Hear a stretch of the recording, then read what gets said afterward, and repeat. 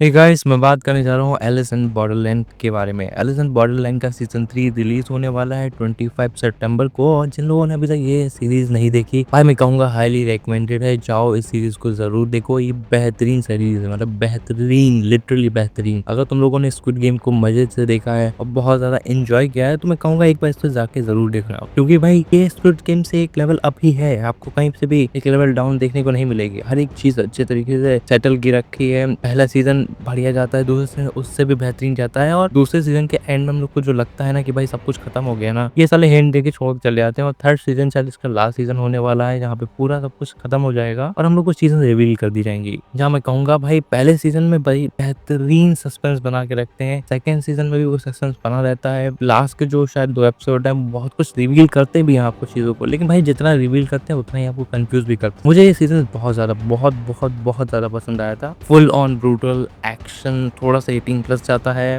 बाकी मतलब मैं कहूँगा मुझे मजा आया बहुत। अगर तुमने सही में स्क्विड गेम को मजे लेके देखा है, तुम इसे और भी ज्यादा मजे लेके देखोगे। हर एक सीजन में 8 एपिसोड है, अभी तक 2 सीजन आए हुए हैं, टोटल 16 एपिसोड है। थर्ड सीजन में भी 8 एपिसोड होने वाले हैं, तो ओवरऑल मजा आएगा। तो देखो कई सारे मेन और हाँ, कैरेक्टर्स की तो भरमार है भाई साहब, भरमार है कैरेक्टर्स की। खूब सारे कैरेक्टर्स हैं।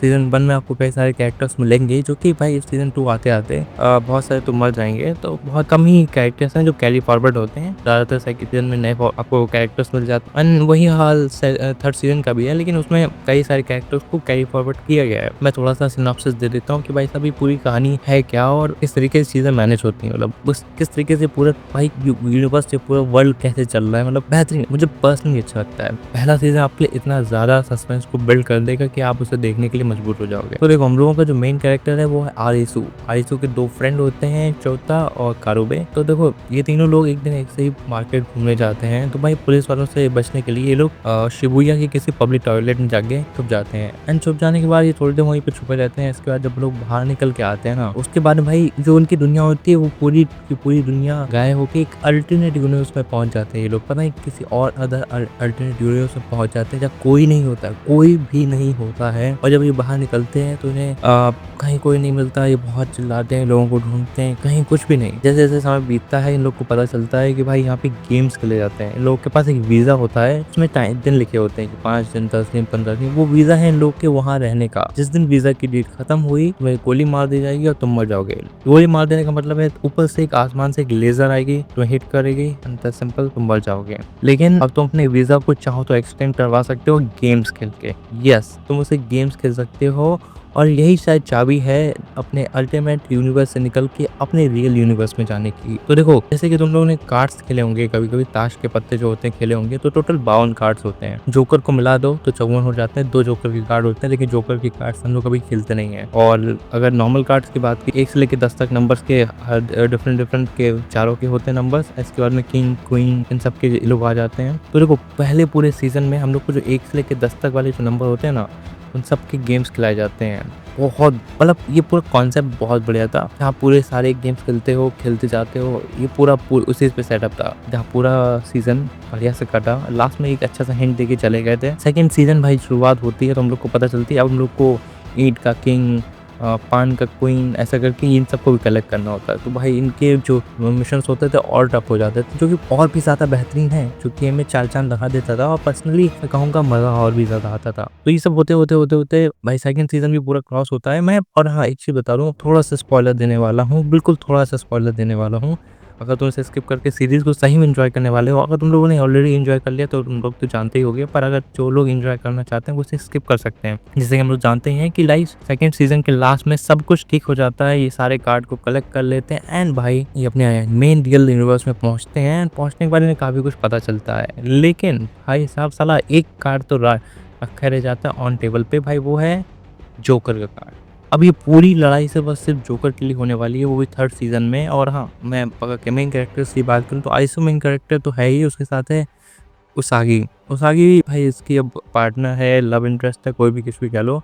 अब उसे पसंद करता है और बहुत सारे कैरेक्टर्स हैं। मेन 2 यही कैरेक्टर्स मैं मानता हूँ, क्योंकि ज़्यादातर कहानी इन दोनों के इर्द गिर्द चलती है। हम लोग को काफ़ी कुछ बैक स्टोरी बताई गई इन लोगों की। हालाँकि ज़्यादातर कैरेक्टर्स की बैक स्टोरी हम लोग को सुनने में मिलती है और दिखाई भी जाती है, लेकिन 2 ये मेन कैरेक्टर्स हैं जो कि पूरी सीरीज़ में ज़िंदा हैं। इनके पास भाई सीधी-सी बात है, ये लोग प्लॉट आर्मर लेके बैठे, ठीक है? इन लोग के पास प्लॉट आर्मर है, इस पूरी सीरीज़ का, इस पूरे यूनिवर्स का, इस पूरे वर्ल्ड का जो भी रिबिल्ड किया गया है उसका प्लॉट आर्मर है इन दोनों के पास। ये लोग नहीं मरने वाले, ये तो हम लोग भी जानते हैं। थर्ड सीज़न पता नहीं क्या होगा, डिफरेंट होगा। मुझे ऐसा देखो, जितना ट्रेलर देख के ऐसा लग रहा है कि शायद सब कुछ कंप्लीट हो जाने के बाद लास्ट में मर कर ही तुम अपने यूनिवर्स में वापस जा सकते हो सकता हो कि अच्छा हाँ, एक चीज़ जो हम लोग ने शायद सेकंड सीज़न के लास्ट में देखी भी थी कि जो जितने भी लोग उस यूनिवर्स में पहुंचे थे वो सब शिबुया के आसपास ही थे। शिबुया की जो क्रॉसिंग है उसके आसपास ही थे। जितने भी ज़्यादा कैरेक्टर सब वहीं पे थे। उसागी भी वहीं पे थे और आइसो भी वहीं पे था, उसके दोस्त वहीं थे और उसके साथ और भी मल्टीपल जो कैरेक्टर्स हैं जो हम लोग को सीज़न 1, सीज़न 2 सब में देखने को मिले हैं, वो सब ज़्यादातर वहाँ पे थे। उसके बाद फिर जो भूकंप आया, जो रियल वर्ल्ड में भूकंप आया, उसके बाद में बताते हैं कि काफ़ी कुछ चीज़ें हुई। यहाँ पे रियल वर्ल्ड में उसके दोस्त दोनों मर जाते हैं और सिर्फ वही अकेला सर्वाइव करता है। यहाँ पे उसागी भी उसी हॉस्पिटल में होती है जो कि हम लोग को लास्ट में देखने को मिलता है। और भाई लास्ट का रिवील जोकर वाला है जो कि थर्ड सीज़न में हम लोग को देखने को मिलेगा। जोकर के ऊपर कोई लड़ाई होगी। एक चीज़ जो बहुत ज़्यादा अच्छी लग रही है कि हाँ, इन्होंने स्टेक्स को बहुत ज़्यादा हाई कर दिया है, जहाँ हम लोग को काफ़ी अच्छे विजुअल्स और देखने को मिल रहे हैं, काफ़ी अच्छे वीएफएक्स देखने को मिल रहे हैं, स्टोरीज़ को और स्पेंस किया गया है। मुझे पर्सनली चाहिए कि भाई पीक तक लेकर जाएँ, बेहतरीन एंडिंग दे दें और चाहे तो एक और तरीका है इनके पास कि पीक तक ले जाएँ, एंडिंग भी दें, पर एक कुछ थोड़ा-सा मोमेंट छोड़ जाएँ, ताकि आप खुद उस पे विचार करो कि हाँ, हमने जो बताना था वो सब बता दिया, ये एक पॉइंट और रह गया है, इसको तुम लोग खुद समझो। मैं थर्ड सीज़न के लिए एक्साइटेड तो हूँ। कई सारे कैरेक्टर के साथ जस्टिस होता है, कई सारे कैरेक्टर के साथ नहीं होता है, काफ़ी कुछ है। मैं थर्ड सीज़न का कोई ब्रेकडाउन या वो नहीं करने वाला, बट हाँ, जब आएगा तो बहुत मज़े से देखने वाला हूँ। ओके, तो अगर तुम लोग को वीडियो अच्छी लगी हो या थोड़ा बहुत समझ में आया हो, और मैं हाईली रिकमेंड करूँगा कि जाओ एक बार ज़रूर देख लेना, बहुत खूबसूरत सीरीज़ है। इसी सारे वीडियोज़ को